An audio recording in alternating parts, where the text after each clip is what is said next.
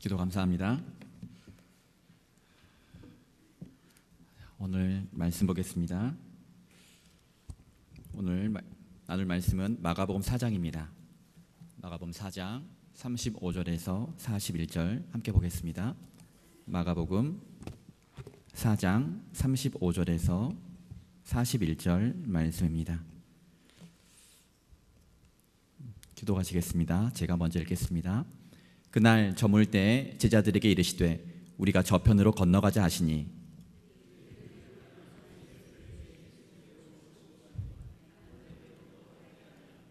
큰 광풍이 일어나며 물결이 배에 부딪혀 들어와 배에 가득하게 되었더라.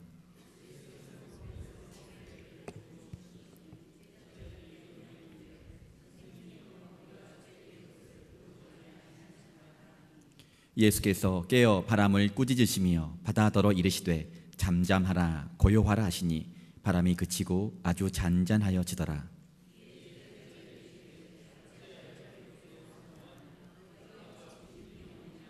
함께 읽겠습니다.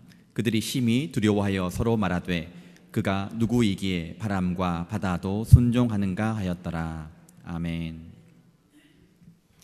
말씀 전할 기회를 주신 교회와 또 성도님들께 감사를 드립니다.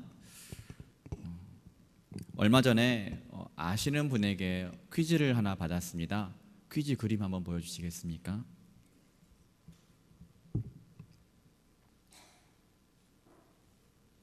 이런 그림 퀴즈를 받았는데 처음에는 굉장히 쉬운 문제처럼 보였습니다.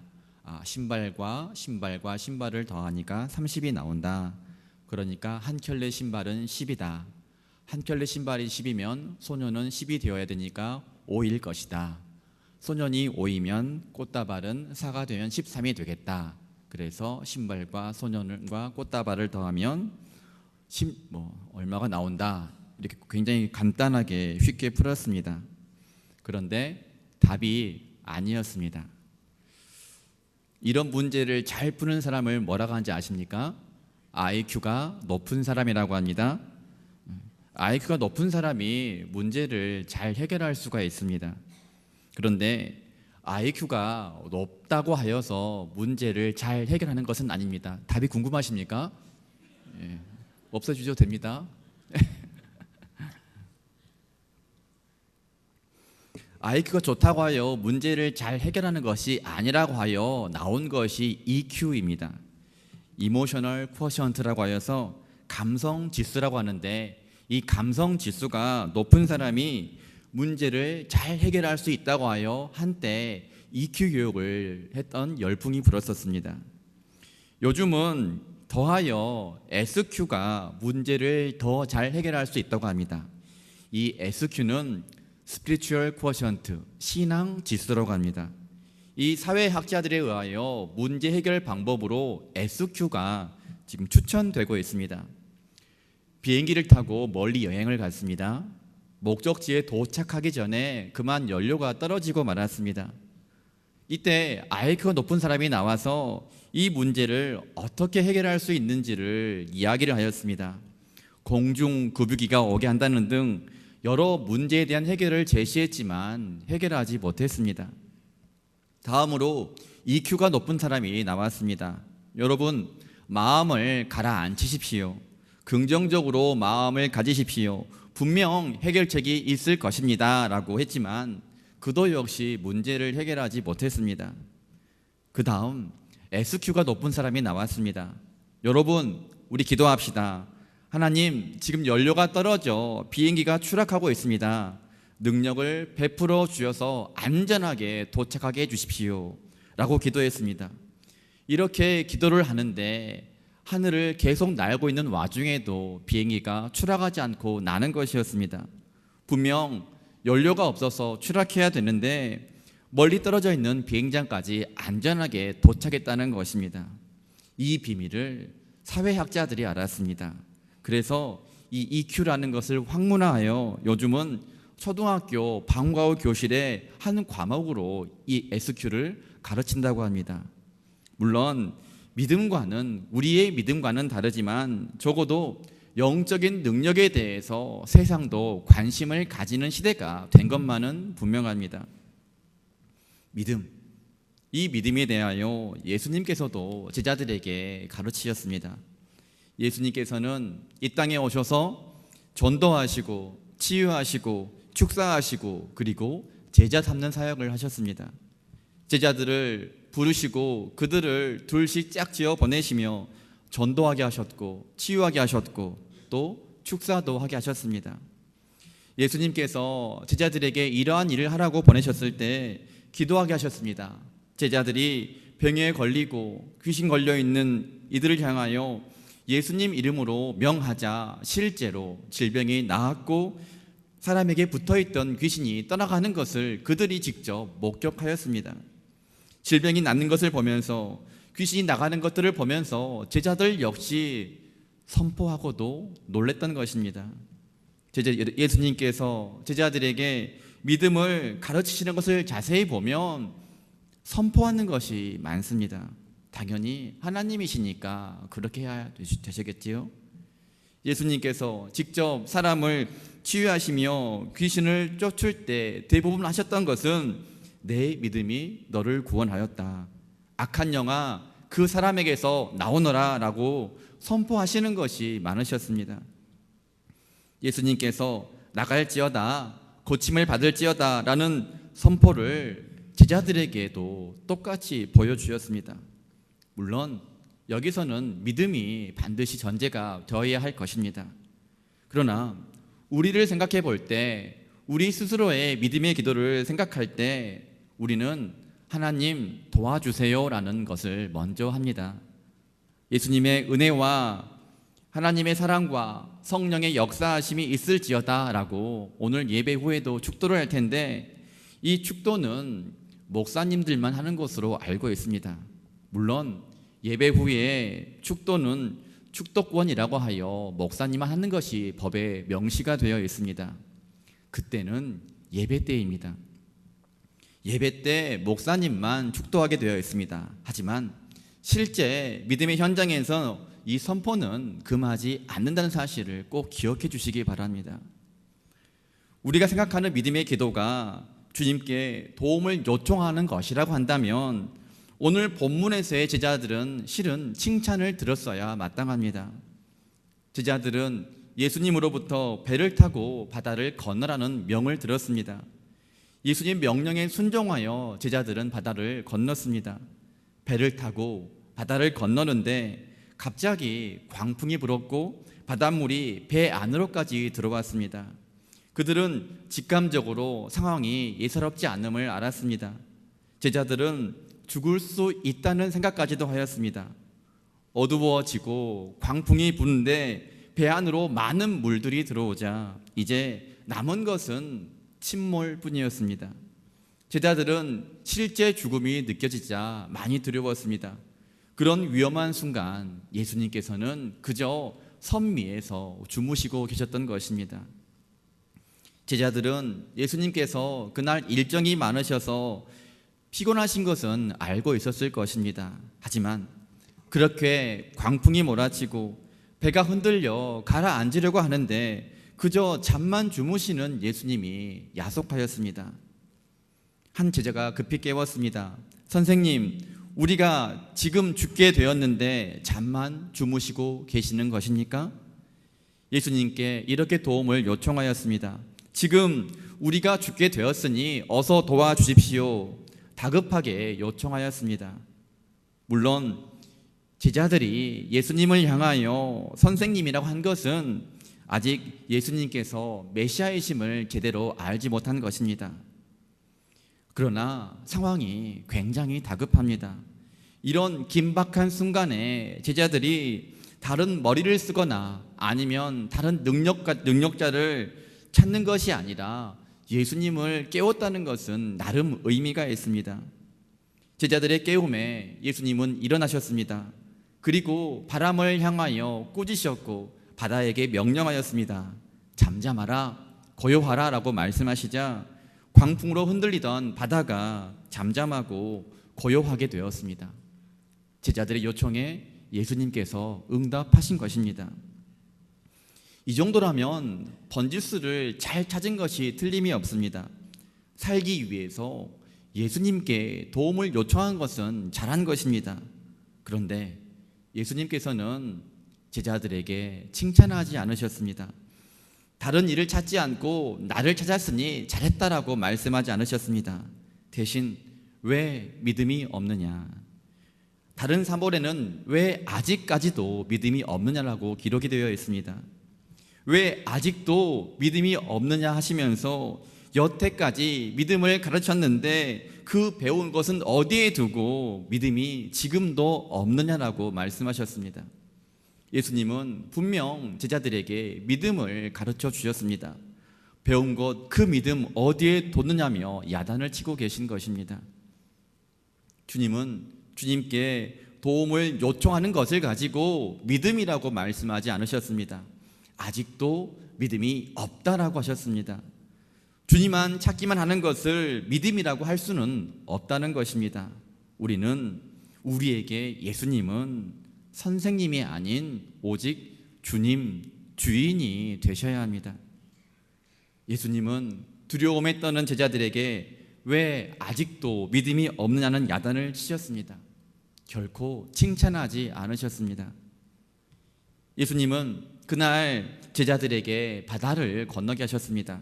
그날이란 예수님께서 사람들을 가르치신 그 날이었습니다. 특별히 천국을 소유할 수 있다라고 가르쳐 주셨습니다. 오늘 말씀 앞에 보면 예수님께서 겨자씨 비유를 합니다. 지금 보기에 겨자씨는 아주 작지만 나중에 이 겨자씨가 자라 나무가 되어 새들이 깃들일 수 있는 것이 된다라고 하나님 나라에 대한 비유를 해 주셨습니다. 하나님 나라가 이와 같음을 말씀해 주셨습니다. 이 믿음으로 우리가 이 땅에서 하나님 나라를 누릴 수 있음을 선포해 주셨습니다. 하나님의 나라란 하나님께서 왕이신 나라입니다. 하나님께서 통치하시는 곳에 아픔이 있을까요? 없을까요? 하나님이 통치하시는 곳에는 아픔이 없습니다. 문제로 힘겨움이 없습니다. 죄가 없습니다. 하나님께서 통치하시는 곳에는 자유가 있습니다. 기쁨이 있습니다. 치유가 있습니다. 그리고 문제에 대한 해결이 있습니다. 이것이 바로 하나님 나라의 특성인 것입니다. 이 하나님 나라가 비록 겨자씨 같이 작게 보이지만 분명 그 나라가 임하면 모두들 상상도 못할 만큼 놀랄 것이라고 말씀하셨습니다. 이 비밀을 우리는 믿음을 통해서 알 수 있습니다. 제자들은 이 믿음을 분명 배웠습니다. 믿음을 통하여 하늘 문이 열릴 수 있음을 실제로 배웠습니다. 예수님은 제자들이 배웠으니 이제는 현장에서 사용할 수 있나를 테스트하셨습니다. 확실히 가르쳐 주고 싶으신 것입니다. 예수님은 제자들에게 하나님의 나라에 대하여 가르치기도 하셨습니다. 하나님 나라가 이런 곳임을 사람들에게 전하기도 하셨습니다. 제자들이 사람들에게 가서 하나님 나라를 전하기도 하시고 질병에 걸린 환자를 치유하기도 하셨습니다. 귀신 자들을 향하여 명하니 실제로 귀신이 쫓겨나가는 것을 그들은 보았습니다. 선포하니 실제로 그렇게 된 것입니다. 제자들 스스로도 그런 광경을 보고 매우 놀랄 정도였습니다. 제자들은 그런 실습을 통하여서 믿음에 대하여, 믿음의 능력에 대하여 배웠습니다. 그러나 그렇게 많은 연습을 하였지만 실제 어려운 현실에 처하자, 죽을 수도 있는 어려움을 경험하자 선생님, 우리가 죽게 된 것을 알지 못하십니까? 라는 수준밖에 되지 않았습니다. 그 정도로는 예수님께 결코 칭찬을 들을 수 없습니다. 예수님은 천국에 대하여 가르치시고 그날 바다를 건너가게 하셨습니다. 예수님은 광풍을 불게 하시고 가만히 선 위에서 주무셨습니다. 광풍 가운데 제자들은 예수님께 도움을 요청했습니다. 주님은 바다를 잠잠하게 하시고 그들을 야단치셨습니다.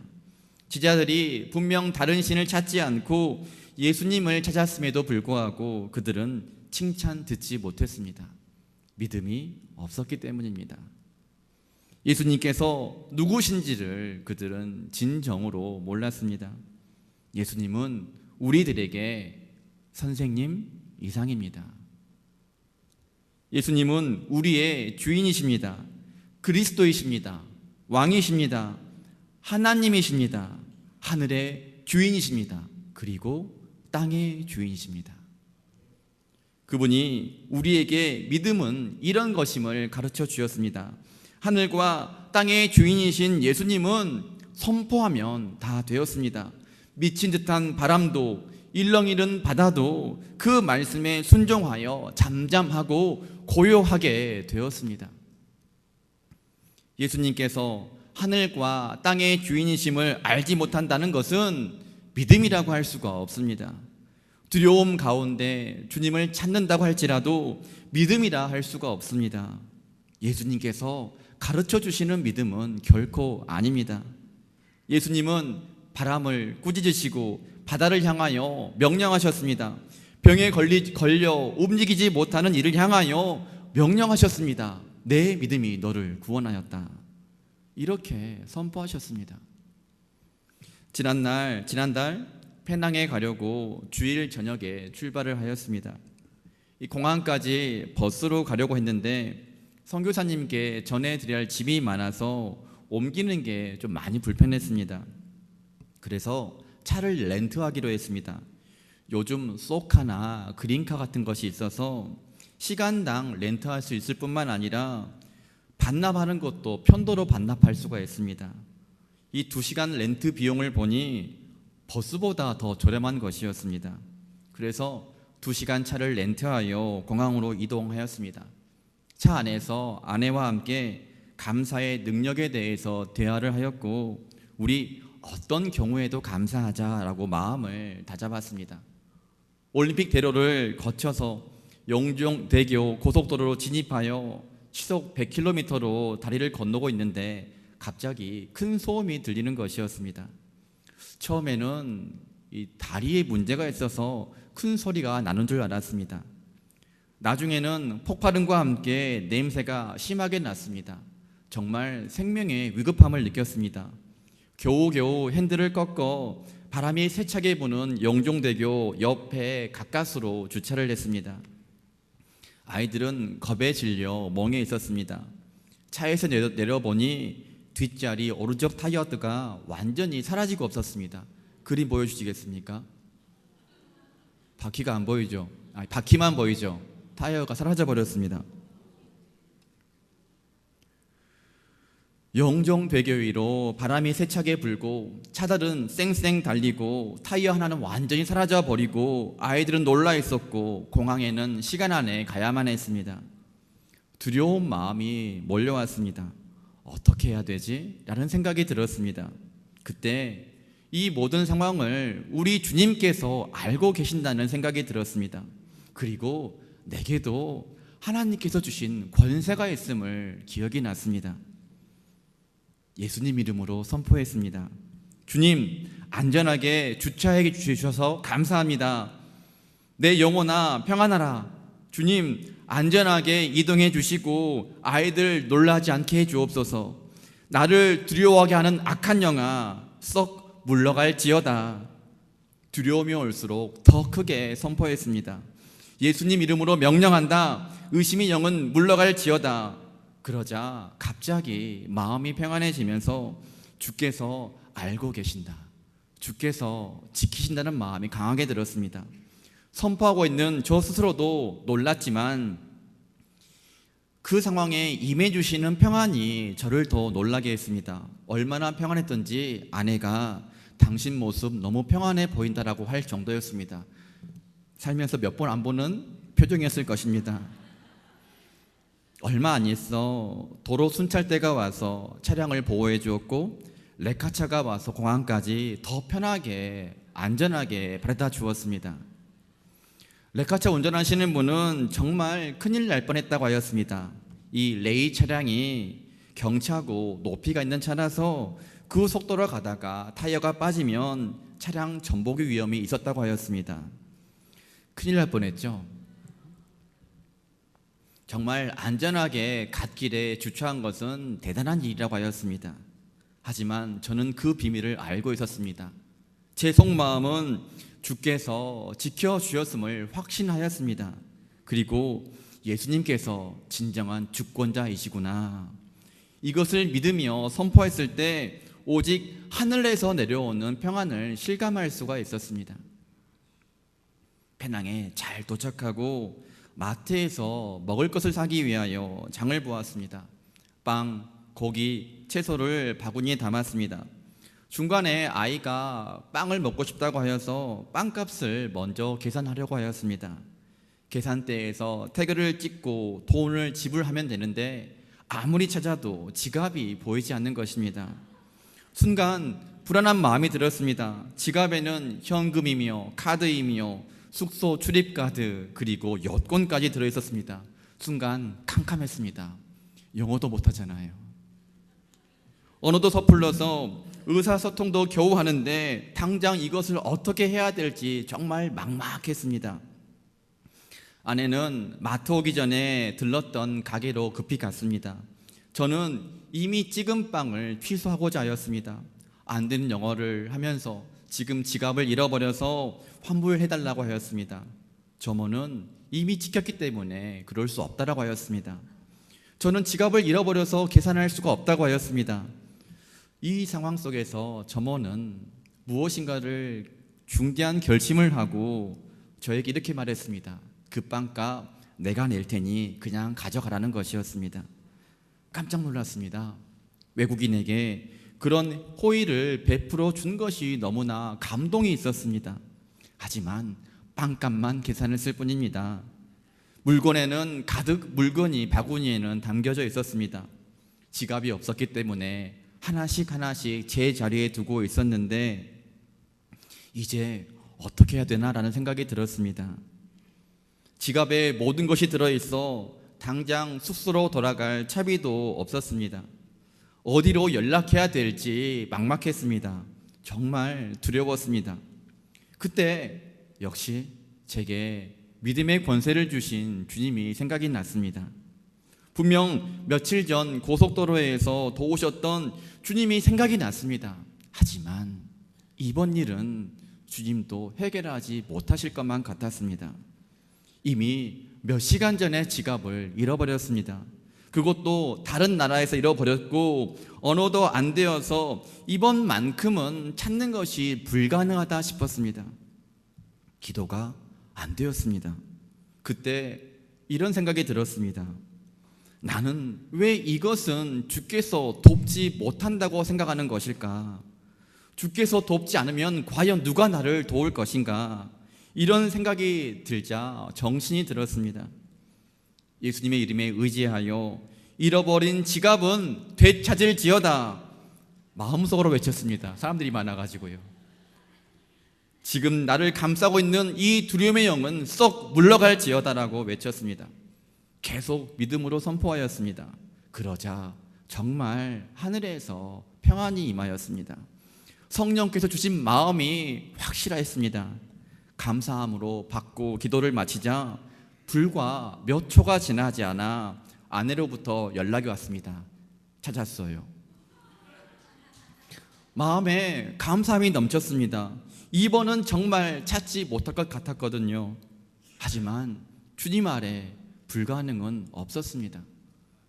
상황을 보니 누군가 길가에 떨어진 지갑을 주었고 그 지갑을 길 앞에 있는 가게에 맡기고 갔다고 하였습니다. 아내가 잃어버렸다고 생각되는 곳에 가서 두리번거리자 마침 그 앞에 가게 주인이 아내를 보며 이 지갑을 찾느냐고 물었다는 것입니다. 지갑을 되찾은 저는 빵값을 내주었던 말레이시아인에게 감사의 사례를 하였습니다. 그는 받을 수 없다고 거절하였지만 제 마음이라고 감사의 사례를 하며 주님께 감사했습니다. 돌아오면서 주께서 주신 은혜에 감사였고 호의를 베푸신 그 말레이인을 사랑하시는 하나님께 더욱 기도와 감사가 되었습니다. 주께서 내게 베푸신 은혜와 권세를 가지고 하나님께서 사랑하시는 영혼들에게 이제 정말 제대로 나누어야 되겠다. 그래서 하나님을 더 사랑하게 해달라고 기도하였습니다. 여기서 이런 생각이 들었습니다.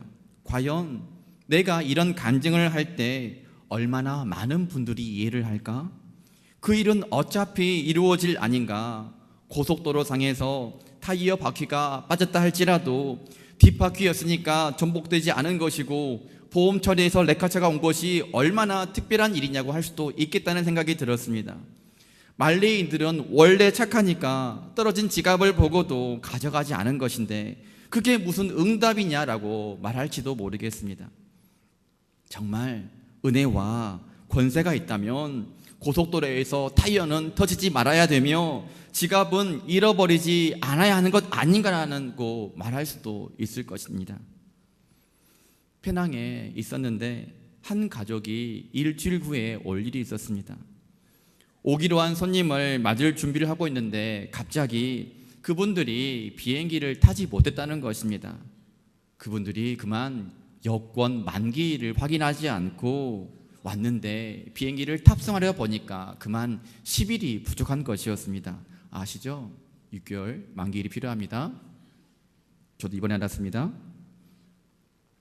여권 만기일 때문에 비행기를 타지 못했고 혼란스러웠던 그분은 그 비행기를 취소도 하지 못하고 다음날 급하게 여권을 만들어서 다음 비행기로 넘어왔습니다. 페낭에 도착한 뒤에야 그때서야 비행기 값을 다 손해보았다, 잃어버렸다라며 걱정을 하는 것이었습니다. 그 비행기 값을 손해보았다는 모습이 너무나 제가 보기에 안쓰러웠습니다. 그분을 위해서 기도하고 싶었고 다시 찾을지어다 라고 기도하였습니다. 그분에게 경제적으로 손해보지 않도록 해주십시오 라고 기도하였습니다. 근심하던 그분은 그 기도에 감사하다고 하였습니다. 그리고 다음날 그분을 다시 만나게 되었습니다. 하시는 말씀이 대부분 환불받게 되었다라고 하였습니다. 저는 하나님의 은혜를 확신하였습니다. 감사했습니다. 하지만 그분은 원래 환불받을 규정이 있어서 돌려받은 것 아닌가라는 느낌을 제가 받았습니다.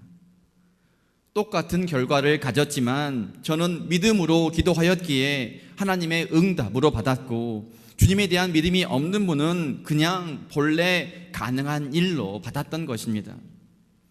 예수 그리스도를 주로 믿는 저는 주께서 도우신 것이 확실하다라고 믿습니다. 주님이 주신 믿음과 권세로 선포하였고 응답 받은 것이라 믿습니다. 이 모든 것은 결코 우연이 아니었습니다. 우리에게는 주께서 주시는 하나님의 자녀, 천국 백성으로서의 권세가 있습니다. 마태복음 11장 11절에서 아무리 천국에서 작은 자라 할지라도 이 땅에서는 세례 요한보다 크다라고 말씀하셨습니다. 겨자씨 비유를 통하여서 보기에는 비록 작지만 그 작은 겨자씨가 자라서 나무가 되어 새들이 깃들일 수 있다라고 분명히 말씀하셨습니다. 저는 요즘 매일 외칩니다. 나는 내 안에 살아계신 예수님 때문에 행복하다. 그 어떤 경우에도 감사하자. 교만은 독약이다. 있을지어다. 그대로 되리라. 좋았더라. 온 가족이 이렇게 외칩니다. 그리고 하루를 시작합니다. 주님 주신 믿음으로 그 말씀의 권위를 가지고 내 영혼에게 외칩니다. 주께서 주시는 믿음으로 권위를 가지고 기도하면, 선포하면 과연 모든 것이 이루어질까요? 이랬을 때 물론 하나님의 뜻이 아니어서 이루어지지 않을 수도 있습니다. 하지만 하나님께서 가르쳐 주신 목적이, 그 뜻이 확실히 드러나기 전까지는 될 줄로 믿는 것이 우리 아버지 하나님 마음이 아니겠습니까? 하나님의 나라는 아픔이 없습니다. 고통이 없습니다. 배반, 소외, 질병, 가난이 없습니다. 하나님은 우리로 영생을 얻고 지금부터 영원까지 풍성히 누리시기를 원하시는 아버지 하나님이십니다. 그리스도를 주로 온전히 믿고 내가 선포하는 대로 다 된다면 교만하게 되지 않을까라는 생각까지도 해봅니다. 하나님의 임재하심과 그 능력을 경험한다면, 선포함으로 보여주신 그 주님을 경험한다면, 정상적인 믿음의 사람은 주님을 더 사랑하지 않을 수 없을 것입니다. 더 주님을 의지하지 않을 수 없을 것입니다. 주께서 이러한 믿음과 선포의 능력을 주셨다면 그 자체로 주님의 마음과 합하여졌기 때문입니다. 그 주님의 마음이 어떤 마음일까요? 왜 주님께서는 저에게 그런 믿음의 권세를 주셨을까요? 바로 주님은 지금도 잃어버린 영혼들을 향하여 안타까워하시고 기다리고 계시는 주님의 마음이 더 선명하게 읽혀졌습니다. 하나님께서는 잃어버린 영혼들에게 하나님의 살아계심을 보여주고 그 사랑에 응답하여 죽어버린 영혼들이 생명 얻기를 원하신다는 사실을 제가 그 은혜를 통하여 더 절실히 경험하게 되었습니다. 광풍이 부는 배에 예수님과 같이 잠을 잤던 인물이 구약에도 있습니다. 누군 줄 아시겠습니까? 요나입니다.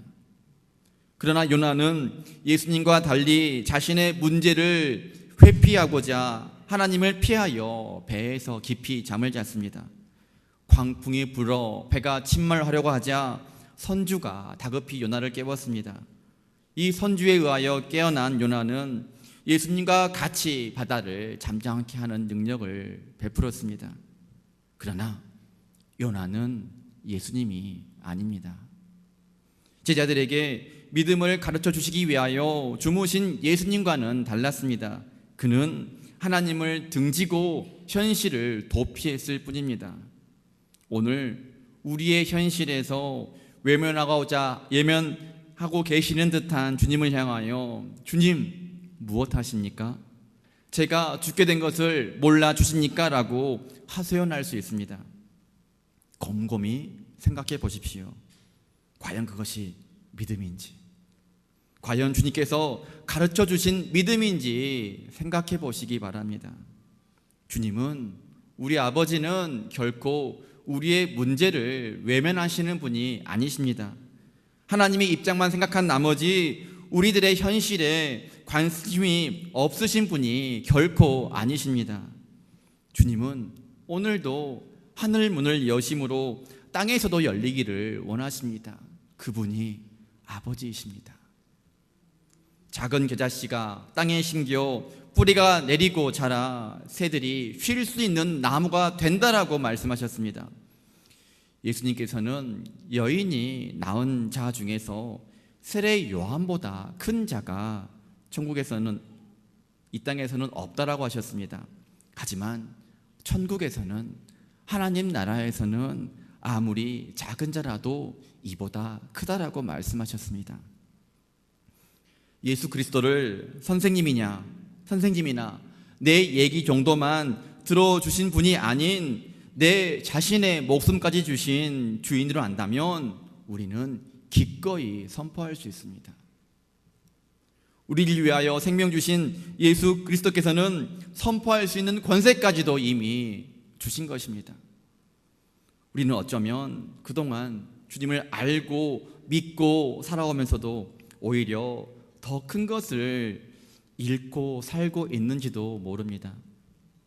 예수님의 이름에 모든 것이 있음에도 불구하고 믿음의 능력을 잠시 잃었을지도 모릅니다. 저는 저를 의지하지 않겠습니다. 강변교회 사역을 통하여 배운 것은 이것입니다. 언제 배반하지 할지 모를 저의 생각은 포기하겠습니다. 대신 주님 맡겨주신 이 땅을 향하여 예수님 이름 의지하여 선포하겠습니다. 성도의 삶을 속이고 좌절하게 만드는 이 악한 영은 예수님 이름으로 물러갈지어다. 성도의 삶에 부는 너 광풍아, 두렵게 하는 너 바다야, 예수님의 보혈 공로 의지하여 명령하노니 잠잠하라, 고요하라. 우리는 아파하고 두려워하고 포기하기에는 너무나 큰 권세, 믿음의 능력을 받았습니다. 믿음으로 선포하시고 은혜 누리시고 주님께 사랑하시는 영혼들을 더 사랑하시고 섬기시를 바랍니다. 제가 사역지가 생긴 것은 성도님들의 기도 덕분이라고 저는 확신합니다. 그 중에서도 8월 16일 청년부 여름 수련회 때 집회를 마치고 보통 사역자가 청년들을 위해서 기도하는데, 그날은 여러 청년들이 사역자인 저를 위하여 기도해 주었습니다. 무슨 기도 제목을 했는지는 저도 잘 모르겠습니다. 아무튼 기도해 주었습니다. 그리고 그 다음 날 8월 17일 제 사역지가 결정되었습니다. 저는 그 기도에 주께서 응답하셨노라고 믿습니다. 그 믿음의 기도에 또 다른 인생의 길이 열렸다라고 믿습니다. 똑같이 선포하고 똑같이 기도하겠습니다. 기도하겠습니다. 하나님 아버지, 믿음의 권세를 주셨습니다. 생명을 주신 주님께서 하늘 권세를 주셨습니다. 그런 존재임을 알게 하여 주시옵소서. 주님 앞에 저희들 삶에 있는 문제들은 아무것도 아님을 오늘 주님을 믿는 믿음으로 선포하게 하여 주시옵소서. 하늘 문 열어 주시옵소서. 강병교회에 하나님의 크신 권세와 은혜가 넘치는 교회 되게 해주시옵소서. 예수 그리스도 이름으로 기도드리옵나이다. 아멘.